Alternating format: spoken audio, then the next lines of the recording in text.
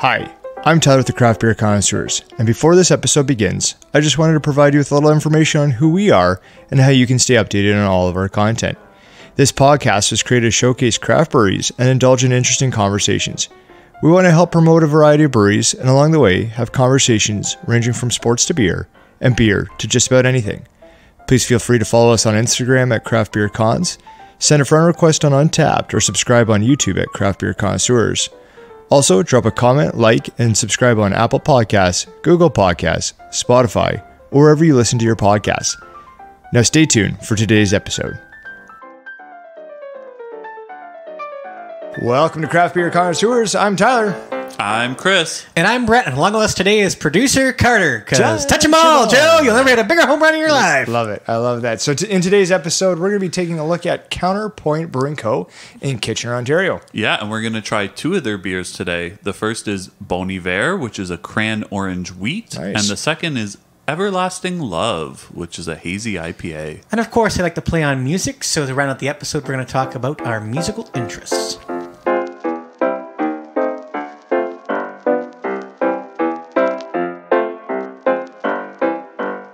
All right, and we're back. So we're talking about Counterpoint, which is located just off of Victoria Street North, or Highway 7 in Kitchener, Ontario. It's located on Frederick Street and owned by two individuals, one being Graham Kobayashi and the other is Rich Hertzig. Nice. So Graham and Rich actually met by chance one day. So they were playing a squash game, and since then they've partnered and created Counterpoint. And Nice. interesting, kind of tidbit about them is that other than being owners of the brewery, Rich is an opera singer and Graham is actually a contractor. So kind of an interesting, collision of individuals and occupations that they have. Or one would say an interesting collaboration. Oh, there you go. See what I I did wonder there? if we're going to see something interesting like that in the brews. Yeah. Right? We Just could. taking two different things and making it work, right? We'll have to find out. Gotta love the cliffhanger.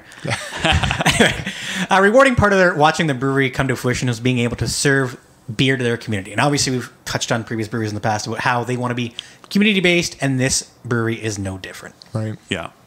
So they actually chose the name Counterpoint because it basically has to do with playing two melodies together. So that kind of comes, from Rich's musical background. So I think it's a really nice name and really draws on their heritage kind of thing. Yeah. So I didn't realize you're such a music connoisseur, so it's nice that you knew that. Well, maybe we'll find out later in our final episode whether I am a music connoisseur or not. Another cliffhanger. Yeah. People are just getting hinted at a lot of things right now. You have to listen to the whole episode. Yeah. Stay tuned. So it's good to kind of note, if you will. I see what you did there. Right? I think there'll be lots of puns this episode. It might be a punny episode. I mean, when you look at the title, I think you kind of understood where we're going to go with this, right? Yeah. So music plays a huge role throughout their whole entire brewery, right? So that's it's instrument-inspired names of the beers, the logo itself. And so when you look at the logo, and I didn't know this until I did a bit of research on it, it's actually two piano keys, kind of three piano keys if you take the two whites and the black key, one black key as well. So I didn't realize that until I saw it, and then I'm like, oh, okay, this is all coming together, right? So has anybody been before? I think I am the only one who's been there before. I believe you are. Producer Carter hasn't either. So. I have not. No, right. no. Neither So have I've I. actually been there, I believe, 3 times. The first time was pre-Untapped, mostly when they opened. I can't remember the exact date. Because, I didn't have the log in my little black book. Right. The second time I was there was just to pick up a couple beers, actually the week before everything locked down. Okay. And then I was So actually almost there. a year and a bit ago then. Yeah, a year and a bit ago, yes. And then the third time I was there was in January. They had a couple beers that I was really, really interested in, so I figured I'd check them out. So one of those was actually the Cool Jazz, which is a Imperial Double Stout, which was very, very tasty. Okay. Just so you know. I believe, let me just stop you there for a second. Haven't you been there a 4th time? Didn't you just go there? I did. Touche. Did you forget about that? I mean, that was, a long, long time ago. So, I did forget about it. Yeah. I was saying 3 times that did not have anything to do with what we're doing right now. Okay. All right. Fair Does that enough. make sense? Yep. Fair enough. All right. Do you want to continue with anything else? Do you want me to? Not really. So if we're looking at it, one of their kind of cool systems that they have with their beer, which is different than any other brewery that I've seen, is they have a 3-tiered system. So I'm going to talk just kind of briefly what that is, and then maybe we can kind of piece it apart and we'll each take 1, 2, or 3. Yeah. Perfect. So the goal of their 3-tiered system is to showcase information about the style, the ingredients, the brewing process, and any kind of experience that you can kind of expect. So it's very important to them that each individual that comes into the brewery has something that they can enjoy. Right. And so that plays well, dovetails really well with this 3-tiered system. So a tier 1 beer, as for the classification. Chris, do you want to go with tier 1? Yeah, so it's approachable, friendly, and yummy. Yummy. Yeah. Who doesn't like yummy beers? I love a yummy beer. Yeah. So these are basically beers that welcome you to the world of craft beer. So we've talked about this quite a bit, whether that's your lager, your pilsner, just something that you may be used to kind of get you the training wheels kind of. Yeah, right. Exactly. And basically it gives your taste buds a refreshing break if you're a veteran beer lover. Right. Yeah. So their tier 2 is developed, nuanced, and layered. Yeah. I bet you thought I was going to screw that word up, weren't you? Not layered, nuanced. Or nuanced. Nuanced. Or developed. So these beers will give you something to think about, to remember, and to thoroughly enjoy. Oh, wow, you got that one. Okay. I can read. And tier 3 could be the Brett Pfeiffer special, is extra special and nothing held back. So I think that kind of works really well with the personality, right? Yes. It's beer that was made for extra love and attention, and will give you something to analyze and dissect. So I don't know if I was made with extra love and attention, though. I'm not going to touch that one. I don't know. So those are the 3 tiers that they have. And when you go onto their website and you're going to do some maybe online shopping of their beers, they do have a little moniker beside it that does say what tier it belongs to. So you know kind of what you're getting into. If you're a kind of new to the craft beer, you might want to go with a tier 1. And if you look and you say, well, no, I'm a craft beer connoisseur, maybe a tier 3. Yeah, and for the 2 beers that we do today, maybe we'll shout out which tier they are. For sure. We can definitely do it. And it also goes back to the price point, too. So tier 1, it's going to be a little bit lower, where if you get into tier 3, it's going to be obviously a little extra special, might be a little bit more of a price point there as well. Yeah. That's a good point. And they do brew pretty small, like not huge batches, and brew often, so that they have a constantly rotating selection of taps and bottles. So I think on Untappd they have like 130 beers or something like that. So that kind of shows that they're constantly producing new beers in a small batch. Again, it's one of those things that's a lot of one-offs, but at the same time, if anything is really, really intriguing, they'll definitely bring it back, or put an extra little twist into that certain beer. Speaking of Counterpoint, the one thing that they're participating in is the Indigenous Brew Day. Nice. And they're actually going to have some proceeds of their beers be raised to be supporting the Healing of the 7 Generations, which is an organization that assists First Peoples residing in the region of Waterloo and surrounding areas. And they work with individuals and families who are suffering with the intergenerational impacts of the residential school system. Okay, yeah. Nice. Just so you know. And that's great, because we talk about all the time when we talk about our breweries on our episodes about giving back and giving back to different charities or different communities. So this is just another example of another brewery giving back. So with that being said, purchase their beers. And you can do that. So they're actually starting province-wide shipping shortly, right? Yes, they are. So that's another opportunity then to support their causes, the Indigenous Brew Day. Purchase their beers. You should be able to do that shortly through their website, and that's province-wide shipping, right? And I will say that I've never been disappointed in any of their beers. I've had 4 or 5 of them, and they've all been really, really good. And I'm looking forward to trying a couple more today as well. Right. Which will be very exciting. So if you can't go ahead and purchase province-wide, there's another option, right, by actually going to the brewery, right? And so what's that look like? Yes. So when you actually go into the brewery, you're going to have to walk up a few steps. Okay. And just FYI, you're going to have to walk up a few steps. Get your exercise in. Yeah, get your exercise in. They actually have a cool thing in terms of a QR code when you have to go through the COVID screening. Okay. So you actually open up your camera on your phone, you'll scan the barcode, and then all of a sudden you'll fill out the questions that you need. And then you can walk in and buy whatever you want to buy. Okay. And other ways that they're going to be kind of opening things up there. Chris, do you want to discuss that? Yeah, so I know last year they did the patio on their parking lot, which again we've talked about many breweries doing, and I would imagine that they'll be doing that in the future because they're looking to do that full time, obviously with city permit approval. So hopefully cities around Ontario are kind of allowing establishments to do that again. And so basically, we've talked quite a bit about them, but we're going to link their information on our social media so you can check them out for yourself. Are you guys looking forward to this pun? Yeah. Yeah. Let's go tickle the ivories in terms of tasting these beers coming up.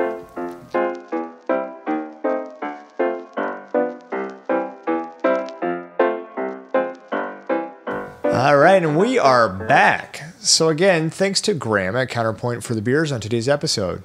Thank you, Graham. Yeah, thank you, Graham. Yes. It was a good time meeting you, for sure. Make sure you say your thank yous, everyone. Thank you, appreciate that. So the first beer is Bon Iver, which is actually Bon Hiver.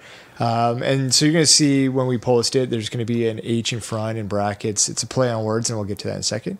So it is a Cran-Orange Wheat. It's a 6.1 ABV and a 34 IBU, which is not actually listed, I believe, on their website. I didn't see any of the IBUs listed. Really? Right. So I pulled that from Untappd. Another reason why we go to Untappd. Oh, I thought you just figured it out yourself. Yeah, I actually tasted Like, that. this I haven't seems tasted like yet.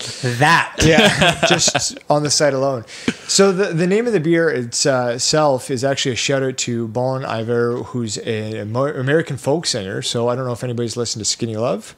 I have Yeah. not. Would you like to play me like a little tidbit of that song or sing it for me? I won't. But so it's a play on the folk singer, and also Bon Hiver is French translation into English as good winter. So it's a nice play on words all the way around, and I appreciate kind of the complexities to it and kind of the layers of it. Right? Who doesn't like a good play on words, right? Yeah. Yeah, and like we mentioned, it kind of leverages the musical background that we Right. talked about. Yep. So yeah, this is officially the second annual cranberry orange beer from Counterpoint. It has a light, fluffy, pale pink head, and this year's version is presented as a zippy, bright wheat beer. Zippy! Lots of crazy words there. Yeah. The cranberries and mandarin orange zest almost masks its own beer-like qualities, giving it more of a sparkling cran-orange teeny-esque flavor profile. Thank God I didn't get that. This is a lot of crazy words for me right now. I'm excited for that, just based off the description itself, right? Yeah, and so it is intended to be a wintry beer without being a dark beer. So that, again, kind of goes back to the Bon Hiver, the good winter. So, yeah. Okay. Now I'm through that. Time to get beer. That was a great segue. Not swagway. Segue. Oh, my We're goodness. falling apart at the seams. All right. Isn't that happening? Anyway, as Tyler mentioned earlier, he pulled some information off Untappd. And hey, did you guys realize that we're on Untappd? Yeah. Are we? Amazing. Amazing. And you can follow us at Craft Beer Connoisseurs. So the overall rating for this Bon Hiver, I think I got that right. Yeah. I've heard you only say it 10 times already, so I feel like I should get it right. Is 3.91 bottle caps out of 5 and a total of 33 check-ins. Right. All right. So this is, I think, the time to settle Chris's nerves, I guess. Let's open her up.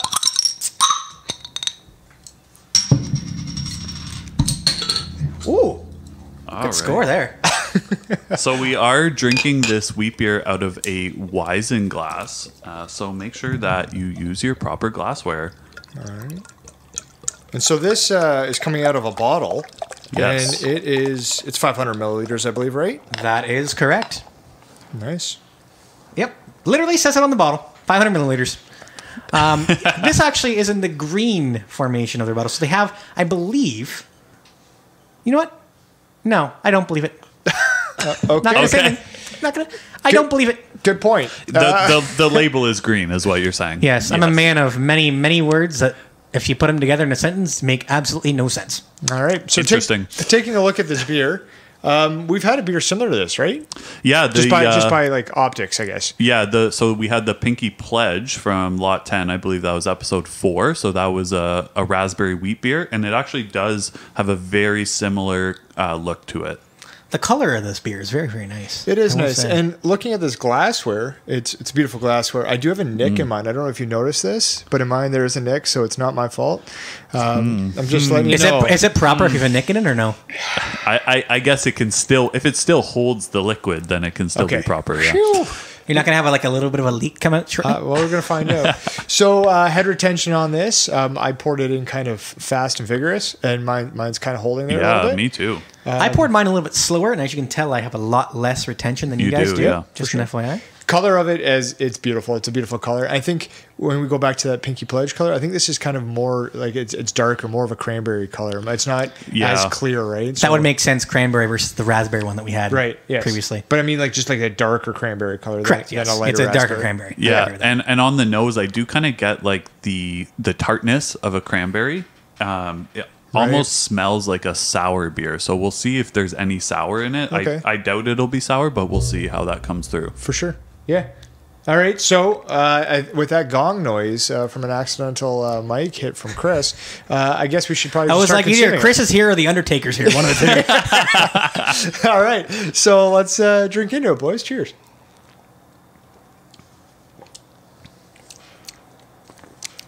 Yes, that's quite good. I like that. Interesting. I definitely am getting. So it's a Cran-Orange Wheat. I'm getting cranberry up front and then orange kind of on the back end. Yes. It's more one of those unique New York beers, if you will, in terms of you don't really see this very often in terms of being cranberry and orange in a beer. No. You see some like orange is a big style with in terms of wheat beers, but you never see cranberry be thrown in or cranberry orange together. No, I can't think of a beer that I've had with cranberry in it. But like I mentioned, it smelt kind of sour from the cranberry or tart. I'm not getting really tartness from it. No, it is a very it is a wheat beer. Like I get the wheat beer aspect of it. I think it kind of subdues the overall like cranberry flavor. Like I get cranberry, I get an orange, but not like a whole lot. Yeah, of I either. agree. So I think that's maybe pushing the wheat. I think it's through, subtle on both, but it's noticeable, right? Yeah. In terms you get both the cranberry, like nothing is going to stand out to you, but you know it's there. Right. And producer Carter coming in with this, and I was thinking the same thing. Usually wheat beers, you get that like with Wita beers, you get kind of like a banana and clove flavor, which I'm not getting any of that anyways. I'm getting a little bit. I'm getting a little bit of just kind of like that banana kind of flavor coming through a little bit, but I think that's just because again the cranberry is not overpowering, the orange isn't overpowering, but I think on the back end it really settles itself down to fit right into that kind of like wheat beer kind of wheelhouse. I was going to ask, in terms of the banana flavor, are you getting it on the front end or the back end? No, it's more on the back end. Okay. Yeah, and I think it's just because when it sits, it really holds that kind of like wheat beer kind of profile. You're So getting now that I've full taken another fruit salad. sip, now that I've taken another sip, I am getting like the very, very tinge of banana. Like a little bit at the end. Not too much, and I can see producer Carter being like, no. Shaking his head. You're going to have I was some like, neck well, issues. you know what? If you wanted to speak, we'd give you a microphone. And there's a reason why we don't. And producer Carter does like his wheat beers, right? So He does, and very think much enjoys wheat beers. He may be more of an expert than the rest of us on wheat beers. And when we talk about kind of like the drinkability of it, it's an easy drinking kind of beer. I don't think it's not complex, so it goes down pretty good, right? So yeah, let's get to the top 5 flavor profiles. So I'll run this one. I think you guys ran the last episode. So the first one's smooth. And I'll wait for the comments. Yes. Peanut it goes down very, very smooth. Yeah. It is smooth. Tart is number 2. It is a little bit tart, but I would have it in the top 5. I wouldn't have it as 2. It'd be more like a 4 or 5 there. Agree with that. But definitely within the top 5 for sure. Right. Okay. Number 3 is orange. That would be number 2 for me. Okay.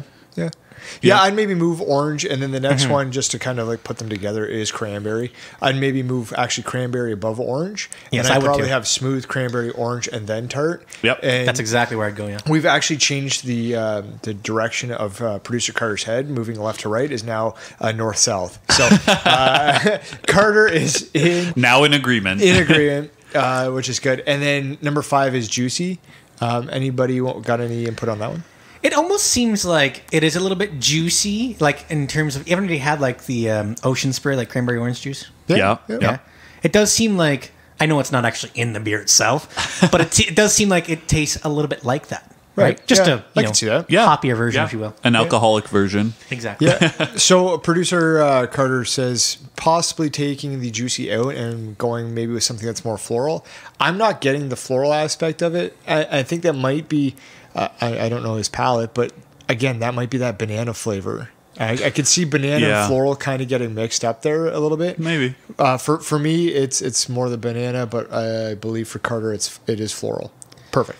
He likes his flowers. What can you say? So in the 3-tier system, what do we have for this one here? So this one is actually a tier 2. So that's kind of, obviously, in a 3-tier system, it's middle of the pack. So it's not, kind of that introductory beer. Right. Still struggling a little bit on my wording. But it's also not one of those ones that you're only going to drink if you're like a craft beer connoisseur. Mm-hmm. Okay. All right. Good to know. Yes. Good to know. So that's good. Why don't we check out what the people on Untappd that have had this are saying about it? Sure. So I had the first one, and it comes from Tyler W., and his username is Weebs44. Nice name. Right? Good name. Yeah, like that? Great first name. Thought you'd like that. Yeah. On February 7th, said, I like this beer. Great blend of flavors between the cranberries and the orange. Was surprised how much cranberry flavor was noticeable, with how overpowering orange flavor usually is in most beers. And he gave it a 4 out of 5. Okay. Yeah, no, so that's, I think, a good point, too. And we kind of talked sure. about that with orange beers and not really having this combination. So, yeah, good point. I've got the next one. So we got Sean T. The handle is Sean Telo, Telo, and commented on January 8th, crushable, light, not sweet, not too tart. I give it a 4.25 out of 5. What are your thoughts on that one, guys? I'm pretty much in agreement. It's not terribly sweet, but it does drink pretty light. Yeah. It almost feels like it drinks lighter than a 6.1. Yeah, I was gonna say. Good point, I was gonna say, yeah. like, this is That's actually true. a pretty high ABV for a wheat beer, Right. and it doesn't hit you at a 6.1. And I get the name behind it. actually forgot about I get that, the sorry. name behind it about the Bon Hiver. Yep. I almost feel like this is more of a summer beer than a winter beer, in terms of my personal palate preference. In a way, I mean, cranberry is kind of notorious with kind of the winter season. And Christmas time. Right, Yeah, Christmas yeah. time. And we looked at that with our last producer special with the stout, right? It was a cranberry stout as Yeah. well. So you see that? So I can see where you're coming with that, but I think that's because it's a lighter beer. It's a wheat beer. So you do get the summer vibes. Yeah. Maybe we just split the difference and say it's a good spring beer. There you go. No? Well, maybe it's a fall beer. And we're almost at spring. So. Compromise. All right. So Brett, you want to get going? I'll start the ratings off. Yeah. I feel as though, again, I was touching back on Sean's comment, with it being crushable. It's not sweet, not too tart, incredibly light. I concur with all that. I'm going to give it a 4 out of 5. Nice. All So I definitely agree with the two comments that we've had as well. And I'm not a huge fan of wheat beers in general, but this is probably one of the best ones that I've had. I'm going to go 4.25. Wow. Yeah, no, that's good. Yeah. When I'm looking at it on the same sort of way, I'm not a big wheat beer kind of guy because of that banana flavor, but it is subdued in this. So I'm going to be coming in with a 4.0. And the producer is going to give it a 3.0 rating.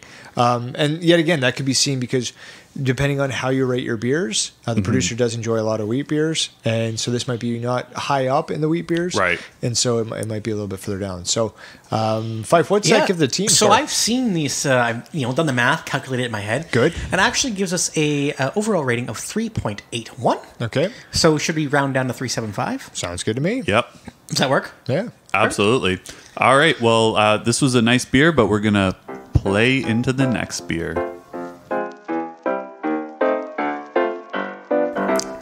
And we're back. Yeah, Because, we're we reviewed 2 beers. So this is the second beer we're going to do. Let's go. And it is the Everlasting Love, which is a Hazy IPA, which is their brand new release. How brand new? Like spanking brand new. Nice. Super brand As new. close to brand new as you could get. Okay. It has an ABV of 7.3% and 41 IBUs. Nice. And it is a hazy East Coast style IPA, and it's brewed with a hopper full of hoppy hops. So what you're saying here is this is an Easter beer. Yes, it's a hoppy Easter beer. Hoppity. And the hoppy hops that they use are Centennial, Amarillo, and Vic Secret. Oh, whoa. Oh, Victoria, right. Hold on. Vic's Secret. Keep it together. There's a Vic's Secret and Victoria's Secret. Yes. I like Vic's Secret better. That is a good hop. Or we'll find out. We'll find out, yeah. We'll find out. All right, so yeah, this beer's got notes of nectarine, ripe plum, as opposed to a non-ripe plum. So it's good that that descriptor. It's good that they use ripe Ripe plums. is good, yeah. A touch of pine, along with a low-key underlying citrus. Okay, so Interesting. this beer, right, Everlasting Love, is a song. So again, tying into that music kind of theme. Yes. By Carl Carlton back in 1968, or so I believe. Can you Okay? sing us a bit of that? Open up your eyes, and then you'll realize here I stand with my everlasting love. You guys know it? I do, but I don't think you sang the right tune. But Wow. Wow. You know what? That's all right. So we're going to find out as we move forward with this, but on Untapped, when we get to our reviews, there was only 2 check-ins with this. it is brand new. Spanking new. Yep. So I heard. And so with that being said, there will be a 0.00. Which is also what I rate Tyler's singing. Wow. Yeah, I agree with that. Wow. Well, we'll go back maybe and we'll take clips of everybody singing. We just need Brett to sing one too. So- I Yeah. did, actually. Okay, there we go. We got all 3 of us. So we'll Episode 7. Check it out. we're going to clip that up maybe for a future episode. Maybe a producer special. Maybe. So we need more people drinking this beer to get a rating. And so we're going to have 4 additional ratings for that. So Yeah. that'll be good. So we'll check that out in a second. So let's grab your beers and apparently close your ears when I sing. And let's open her up. Yeah, this is a way better thing than you singing. Good Lord. That was painful to the ears, the my mouth, just to like, I wanted to say a lot of things. mouth. Yeah, what's my singing? Because I wanted to stop you, like, immediately, but I Okay. couldn't Yeah. because you kept going. Yeah, well, it was a good song. So everybody check that song out because, as I said, it is a good song. It's a good song, just not when it's sung by you. All right. Well, I'll get in here and say that we are drinking this IPA out of an IPA glass. Nice. That does make sense, doesn't it? Make sure to use the proper glassware.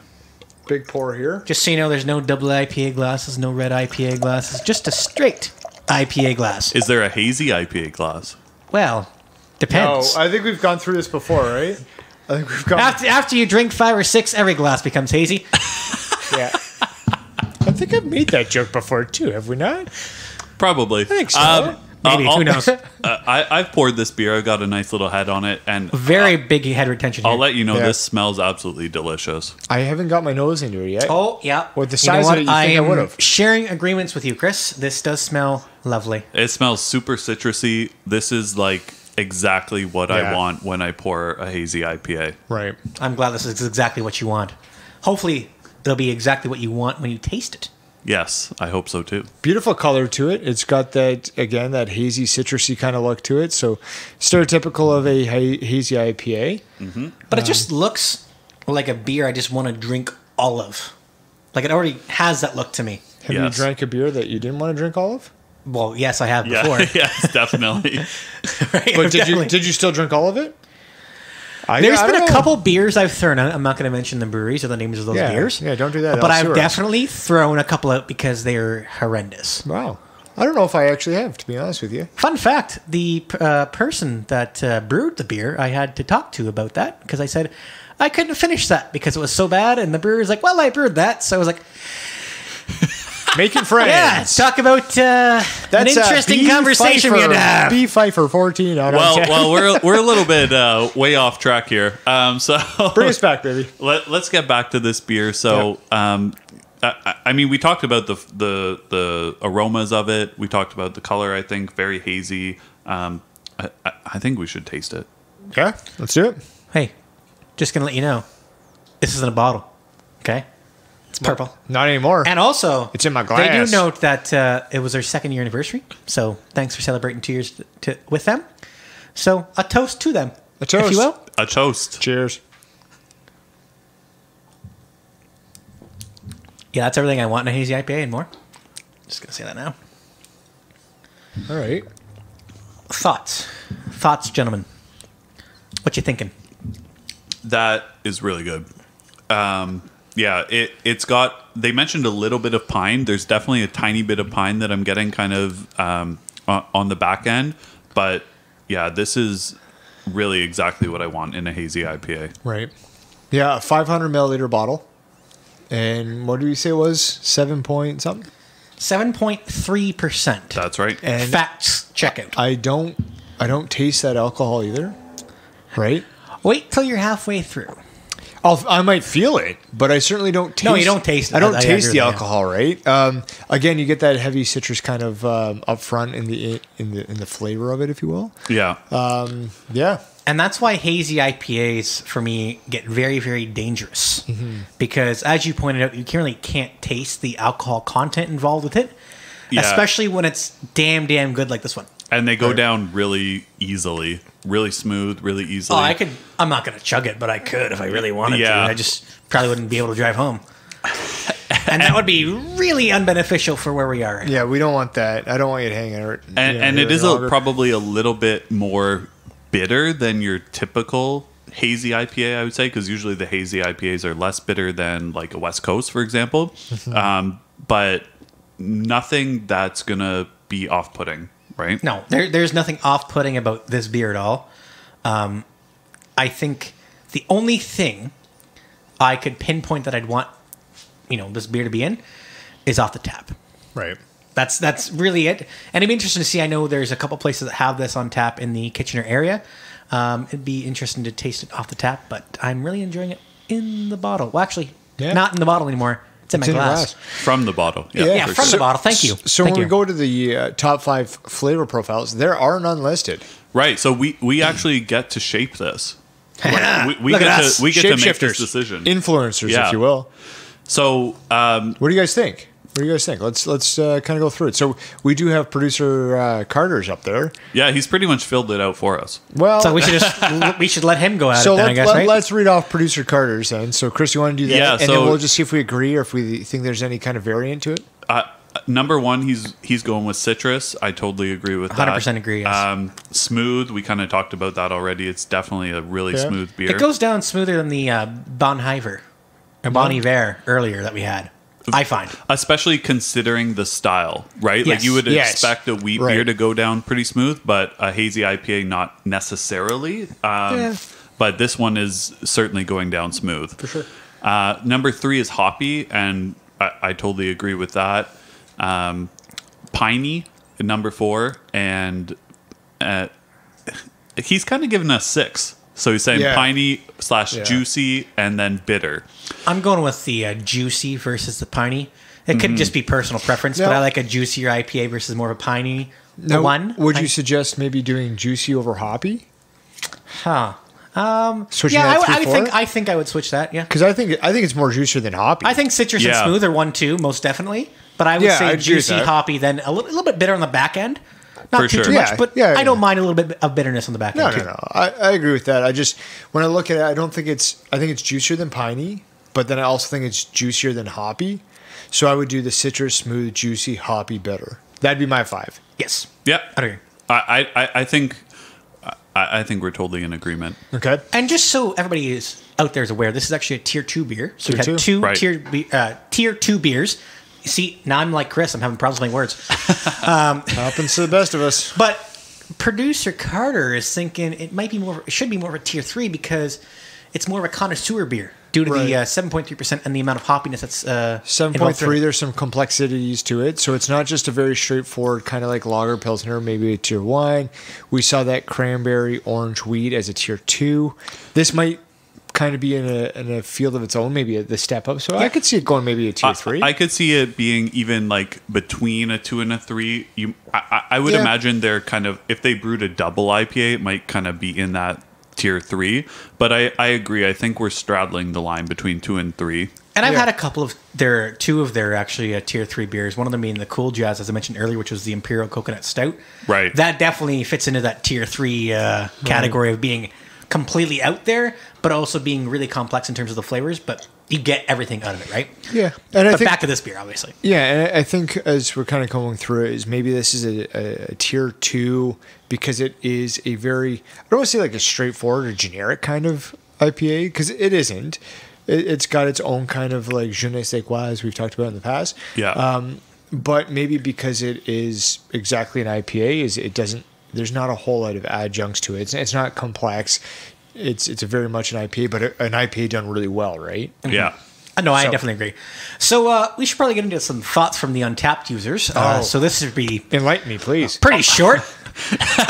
Yeah, because we mentioned there's a grand total of two. Two check-ins. Two, yeah. So That doesn't amount to many, that's for sure.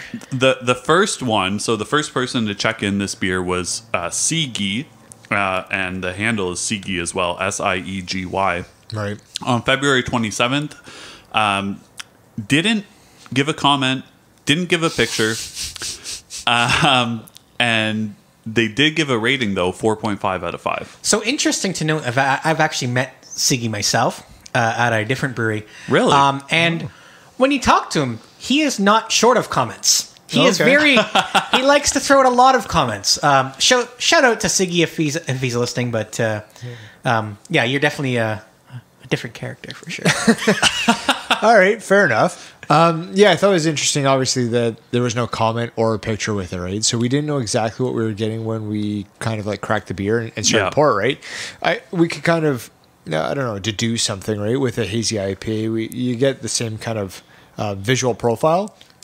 But without the picture, sometimes, again, with Untapped, that's the beautiful thing about it is you don't know exactly what you're going to get. And if you don't know, you can go to Untapped, check it out, see what it looks like, and kind of get some of the users or the drinkers, right? And to note, also, as I was explaining earlier, to have this beer off a keg, he was able to have that at a place in Kitchener. So they have kegged a couple kegs of it, but also this was really like freshly bottled.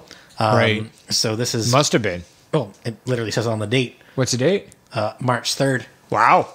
Right? Yeah. So we're there. Yeah, we're pretty close. Yeah. Let me tell you. All right. So thanks, Siggy, for the 4.5 out of 5. We're going to get this puppy rolling with our ratings. I'm looking at a 4.25. I was going to say, if we had the premium, you're going to go like 4.3 or 4.4, wouldn't you? Premium would be nice, but you know what? I think I was a little bit between. I didn't know exactly where to go, but I'm going to go with the 4.25 on this one. So for myself, it's definitely a fresh IPA. I like the hops, everything. It's exactly what I look for in a hazy. There's just that certain, as we said before, je ne sais quoi that's missing for me to make it a 5, but it's pretty damn close. So I'm going to give it a 4.75. Wow. And I'm going to give it a 5. Holy! Did not see that coming. Let me tell you. This is an awesome IPA. So what you're telling me is next time I'm in Kitchener, I should just drop by Counterpoint and pick up some beers for you. Yeah, and hopefully they still have this in bottles. This is awesome. This is not our first 5, but first 5 recording. First 5 together. for you. Together. Yeah, first 5 for me on the podcast. Yeah. So yeah, this is awesome. And producer Carter is giving it a 4.5, and he's saying that it's gotten better as he drank it. And he's throwing in a good note. Like the freshness is probably a key, right? This was bottled key. Just a few days ago. That is key. So we are drinking this fresh compared to like the last episode where we were drinking kind of like maybe a little bit less fresh IPAs. So that gives us an overall score of 4.625. What do we do? So what do we do here? I think personally, it's got to go up to a 4.75. Yeah, this has got to be okay. Especially with a 5, right? Yeah. I think so. This is going to be the number one beer rated so beer we've had so far. Woo! Where are some sirens for that? Hopefully that can come in post editing. Let me tell you. All right. Well, we apologize that we blew everybody's speakers out in your car. Or please make sure that you turn your speakers down. Yeah, a little too late for that one, Brett, but that's typical for you. So that's all of our conversation that we have for Counterpoint and their beers. We're gonna have some information. Chris, what are we segmenting into here? Yeah, we are going to talk about our musical interests coming up.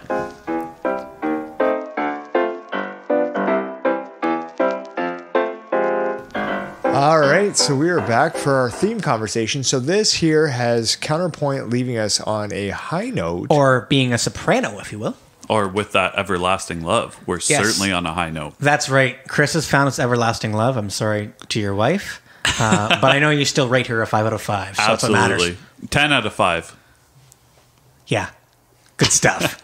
All right. I hope she listens to this part. So let's talk about our musical interests. Genres, bands, decades. So, Chris, why don't you get started there, big guy? Yeah, so definitely in terms of genres, I like classic rock.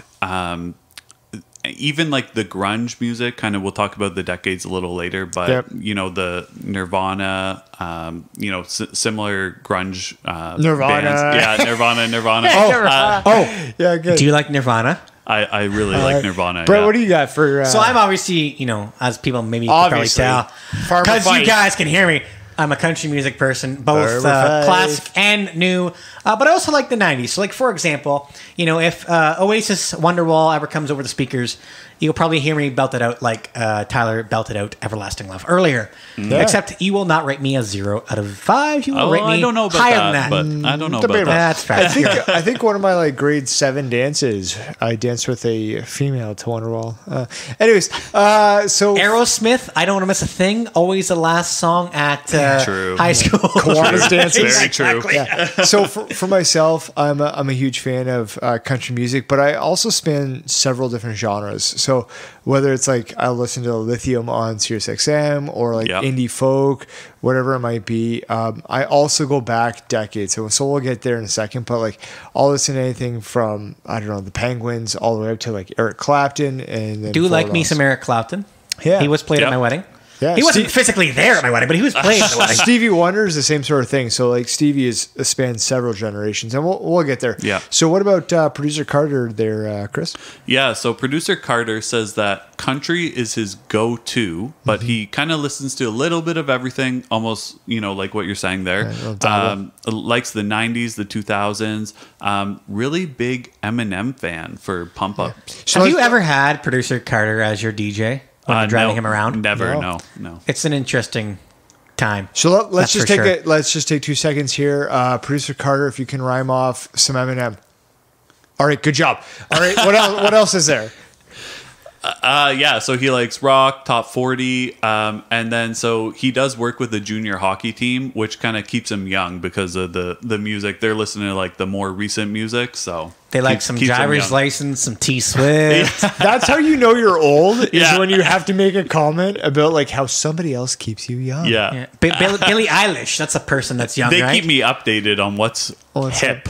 So we've kind of talked a little bit about genres per se, but what about decades of music? So Chris, I can kind of relate to you a little bit. I'll listen to classic vinyl on Sirius XM. Yeah, so Right. I like the classic vinyl, the classic rewind. Right. So 60s, 70s, 80s, that classic rock. Classic rock, yeah. Again, the 90s, the rock in the 90s, and then I do like the 2000s, 2000 to 2009 Okay. rap.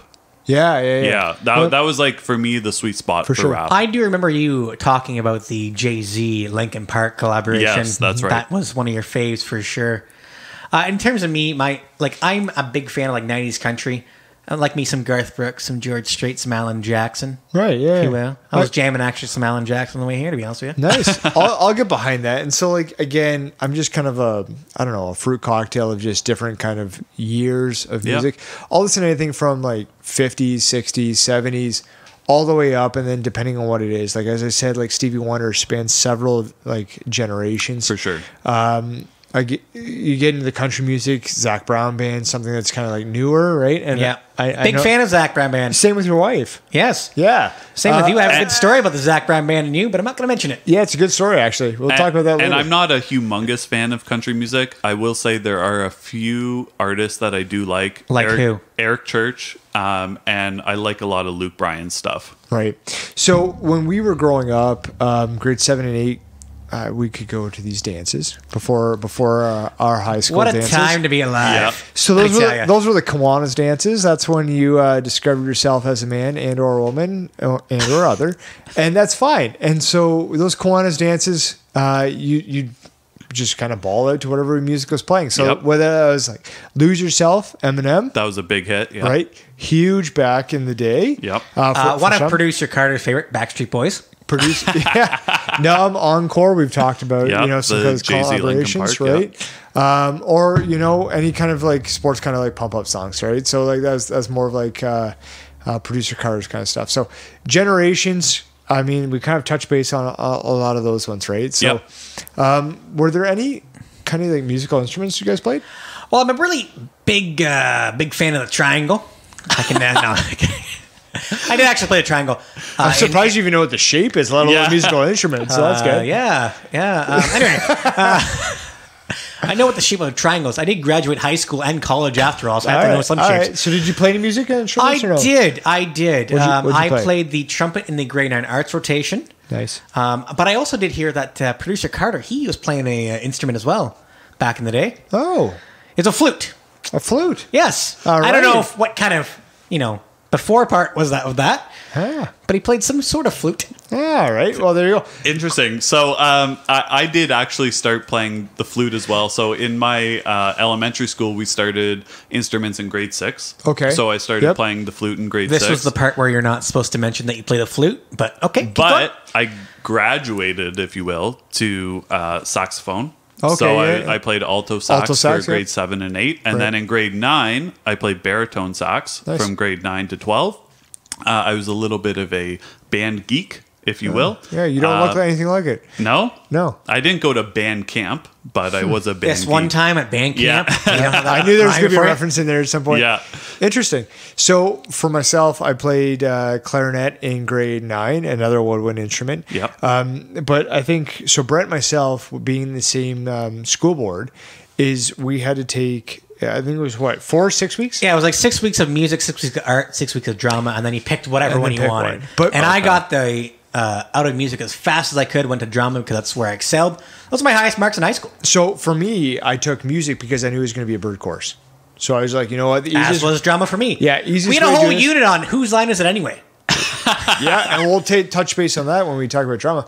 But yeah, so that was just myself. I took the woodwind clarinet, and I only took band for grade 9 due to the fact that it got a nice trip to Kansas Wonderland. Yeah. Free. Who doesn't like to go to Kansas Wonderland? The good thing about being in band is you got a credit in high school for the music class that you're in, as well as for being in band. Right. So that was really good in pushing up my average to go to university. Yeah. So is there any songs that have special meanings to us before we wrap it up?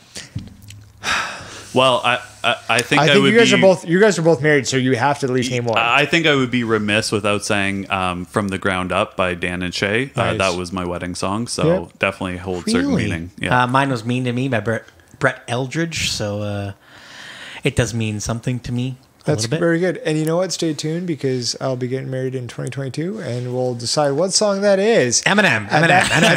Lose yourself. We'll see when we get there. Stay tuned. Pay attention to the podcast. Obviously, you have to now for the next year and a bit. And then that way you can decide or figure out what song we have for our wedding. Yep. So that's going to be it for our theme conversation. Please stay tuned while we give you a farewell shortly.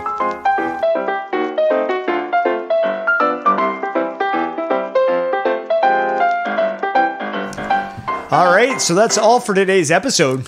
Thanks again for listening. Keep on listening every other Thursday as Craft Beer Connoisseurs releases a new episode, and on our off Thursdays for a producer special. Make sure to tell your friends, family, and your favorite musician. So from all of us and producer Carter, I'm Chris. I'm Brett. And I'm Tyler, and together we're the Craft Beer Connoisseurs.